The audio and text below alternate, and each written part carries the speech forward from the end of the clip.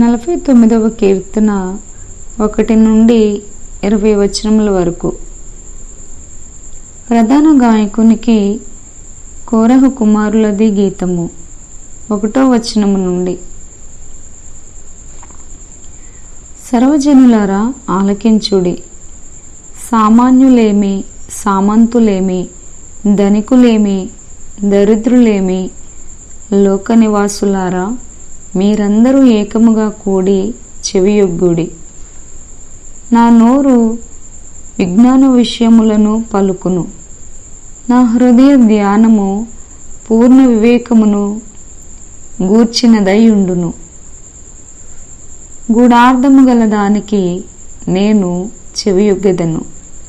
సితారా తీసుకొని నా మరుగు మాట బయలుపరచెదను.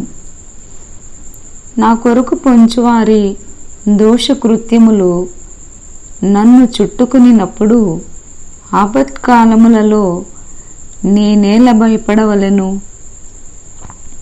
తమ ఆస్తియే ప్రాపకమని నమ్మి తమ ధన విస్తారతను బట్టి పొగుడుకుని వారికి నేనేల భయపడవలెను. ఎవడును ఏ విధము చేతనైనను తన సహోదరుని విమోచింపలేడు. వాడు కుళ్ళు చూడక నిత్యము బ్రతుకున్నట్లు వాని నిమిత్తము దేవుని సన్నిధిని ప్రాయశ్చిత్తము చేయగలవాడు ఎవడునూ లేడు.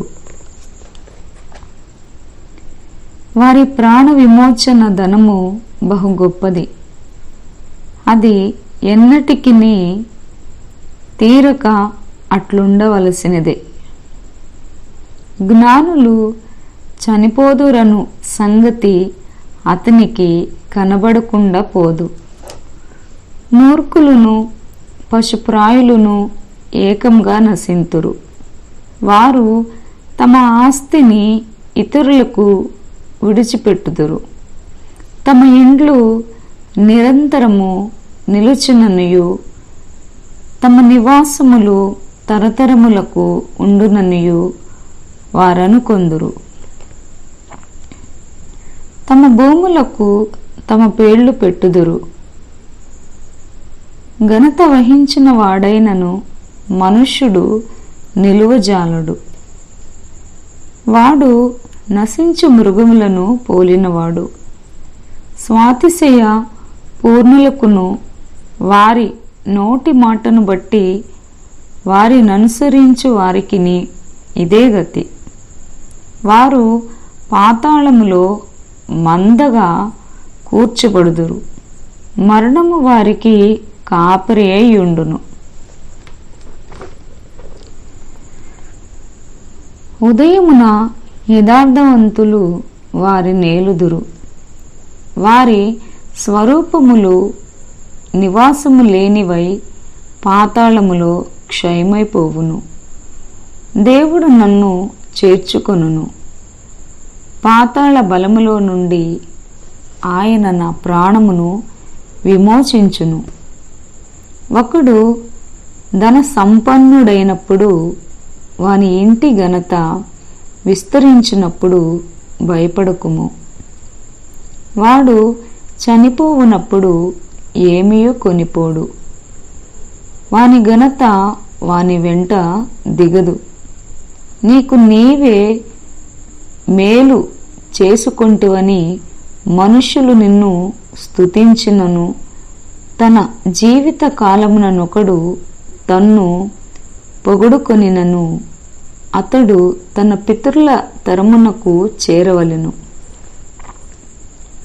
వారు మరి ఎన్నడూను వెలుగు చూడరు. ఘనత నుండి ఉండియు బుద్ధిహీనులైన వారు నశించు జంతువులను పోలియున్నారు. 50వ కీర్తన 1 నుండి 23 వచనముల వరకు. ఆసాపు కీర్తన 1వ వచనం నుండి. దేవాది దేవుడైన యెహోవా ఆజ్ఞ ఇచ్చుచున్నాడు. తూర్పు దిక్కు మొదలుకొని పడమటి దిక్కు వరకు భూనివాసులను రమ్మని ఆయన పిలుచుచున్నాడు. పరిపూర్ణ సౌందర్యము గల సియోనులో నుండి దేవుడు ప్రకాశించుచున్నాడు. మన దేవుడు వేంచేయుచున్నాడు. ఆయన మౌనముగా నుండడు. ఆయన ముందర అగ్ని మండుచున్నది. ఆయన చుట్టూ ప్రచండ వాయువు విసురుచున్నది. ఆయన తన ప్రజలకు న్యాయము తీర్చుటకై బల్యర్పణ చేత నాతో నిబంధన చేసుకొనిన నా భక్తులను నా యొద్దకు సమకూర్చుడని మీది ఆకాశమును భూమిని పిలుచుచున్నాడు. దేవుడు తానే న్యాయకర్త అయి ఉన్నాడు. ఆకాశము ఆయన నీతిని తెలియజేయుచున్నది. నా జనులారా, నేను మాటలాడబోచున్నాను, ఆలకించుడి. ఇజ్రాయేలు, ఆలకింపుము. నేను దేవుడను, నీ దేవుడను. నేను నీ మీద సాక్ష్యము పలికెదను. నీ బలుల విషయమై నేను నిన్ను గద్దించుటలేదు. నీ దహన బలులు నిత్యము నా ఎదుట కనబడుచున్నవి. నీ ఇంటి నుండి కోడైనను నీ మందలో నుండి పొట్టేళ్లనైనను నేను తీసుకొనను. అడవి మృగములన్నీయు 1000 కొండల మీది పశువులన్నీయు నావే గదా. కొండలలోని పక్షులనన్నిటినీ నేనెరుగుదును. పొలములలోని పశ్వాదులు నా వశమై ఉన్నవి. లోకమును దాని పరిపూర్ణతయు నావే.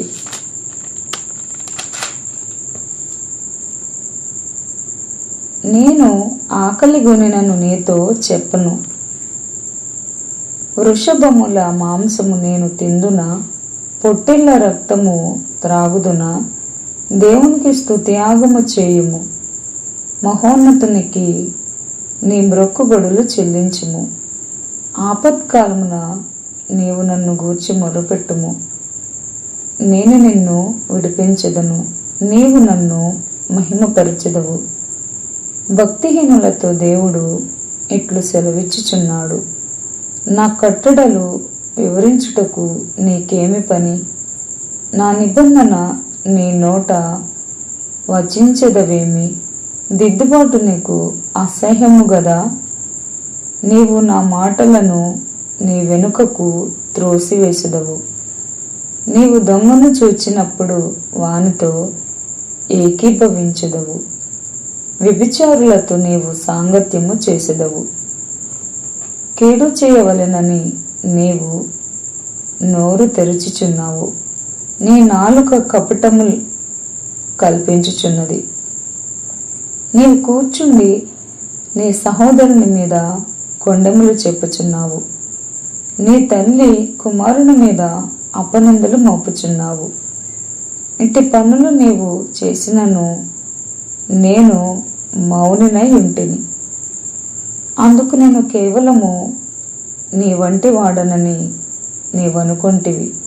అయితే నీ కన్నుల ఎదుట ఈ సంగతులను నేను వరుసగా ఉంచి నిన్ను గద్దించెదను.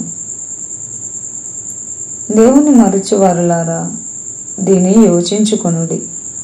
లేని ఎడల నేను మిమ్మును చీల్చివేయుదును, తప్పించువాడెవడును లేకపోవును. స్తుతియాగం అర్పించువాడు నన్ను మహిమపరచుచున్నాడు. నేను వానికి దేవుని రక్షణ కనపరుచున్నట్లు వాడు మార్గము సిద్ధపరుచుకొనెను. 51వ కీర్తన 1 నుండి 19 వచనముల వరకు. ప్రధాన గాయకునికి దావీదు బెత్షెబ యుద్ధకు వెళ్ళిన తరువాత నాతాను ప్రవక్త అతని యుద్ధకు వచ్చినప్పుడు అతడు రచించిన కీర్తన. దేవా, నీ కృప చొప్పున నన్ను కరుణింపుము. నీ వాత్సల్య బాహుల్యము చొప్పున నా అతిక్రమములను తుడిచివేయుము. నా దోషము పోవునట్లు నన్ను బాగుగా కడుగుము. నా పాపము పోవునట్లు నన్ను పవిత్రపరచుము. నా అతిక్రమములు నాకు తెలిసే ఉన్నవి. నా పాపములు ఎల్లప్పుడూ నా ఎదుటనున్నది. నీకు కేవలము నీకే విరోధముగా నేను పాపము చేసి ఉన్నాను. నీ దృష్టి ఎదుట నేను చెడుతనము చేసి ఉన్నాను. కావున ఆజ్ఞ ఇచ్చినప్పుడు నీవు నీతిమంతుడవుగా అగపడుదువు. తీర్పు తీర్చినప్పుడు నిర్మలుడవుగా అగపడుదువు. నేను పాపములో పుట్టిన వాడను, పాపములోనే నా తల్లి నన్ను గర్భమున ధరించెను. నీవు అంతరంగములో సత్యము కోరుచున్నావు, ఆంతర్యమున నాకు జ్ఞానము తెలియజేయుదువు.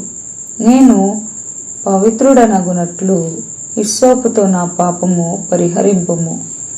హిమము కంటెను నేను తెల్లగా నుండునట్లు నీవు నన్ను కడుగుము. ఉత్సాహ సంతోషములు నాకు వినిపింపుము. అప్పుడు నీవు విరిచిన ఎముకలు హర్షించును. నా పాపములకు విముఖుడవు కమ్ము. నా దోషములన్నిటినీ తుడిచివేయుము. దేవా, నా యందు శుద్ధ హృదయము కలుగజేయుము. నా అంతరంగంలో స్థిరమైన మనస్సును నూతనముగా పుట్టించుము. నీ సన్నిధిలో నుండి నన్ను త్రోసివేయకుము. నీ పరిశుద్ధాత్మను నా యుద్ధ నుండి తీసివేయకుము. నీ రక్షణానందము నాకు మరలా పుట్టించుము. సమ్మతి గల మనస్సు కలుగజేసి నన్ను దృఢపరచుము. అప్పుడు అతిక్రమము చేయువారికి నీ త్రోవలను బోధించెదను. పాపులను నీ తట్టు తిరుగుదురు.